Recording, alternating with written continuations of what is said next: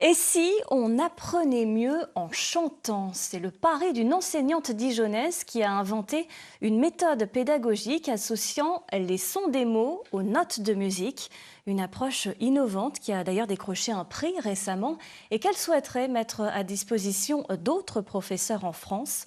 Marilyn Barat avec Christophe Gaillard. Bonjour, c'est moi, Nour. Je suis arrivée à l'école. Dans cette classe de petite section, la journée commence toujours de la même façon, avec quelques notes jouées au métallophone. Je suis arrivée à l'école. Ah oui, il manquait encore une note. Ils prennent leur carte de présence et Liana, elle va avoir 3 notes, 3 syllabes, 3 notes, Liana. Et donc il y a des notes de couleurs associées et les enfants vont rentrer déjà en situation de lecture en prenant appui sur la clé de sol qui se situe à gauche et ils vont lire une succession de notes de couleurs.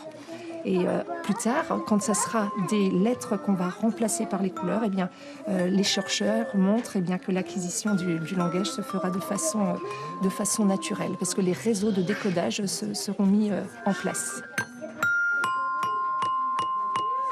Ouais, c'est trop beau. Est-ce que tu arrives à le faire en disant les mots? Bonjour. Oui, t'as pas envie ce matin? Ok, pas de problème. Cette méthode pédagogique, baptisée la symphonie des prénoms, a été créée par Frédéric Thiebaud. Cette enseignante l'a imaginée il y a 4 ans, inspirée par une situation de classe. Certains enfants étaient intimidés à l'idée de se présenter aux autres. La musique a permis de briser la glace. Aujourd'hui, elle accompagne le quotidien de ses élèves. 4 absents Ce matin, à la maison, il en reste deux. Oh, il n'en reste pas 2 s'il y en a un qui est à la maison. Il en reste 3. Cette maîtresse a également inventé plein de petits ateliers basés sur cette même méthode. La symphonie des prénoms devient alors la symphonie des objets, résultat bluffant quand on sait que ces élèves n'ont que 3 et 4 ans. Comment s'appelle cet objet, Gabin? Un éventail. Oui, un éventail.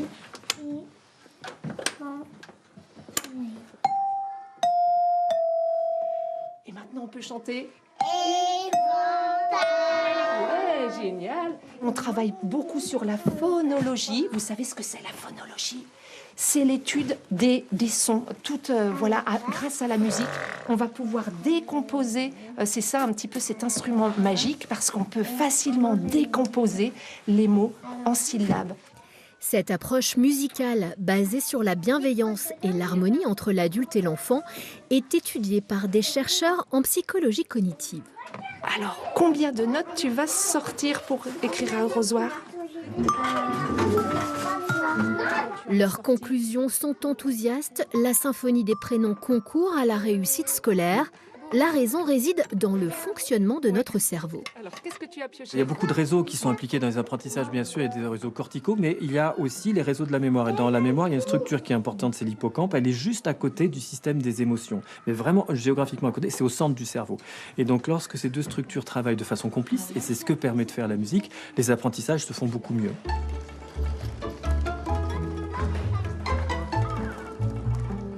Frédéric Thiebaud a essaimé dans son école. Ses collègues utilisent sa méthode. Une innovation que cette enseignante aimerait diffuser crescendo.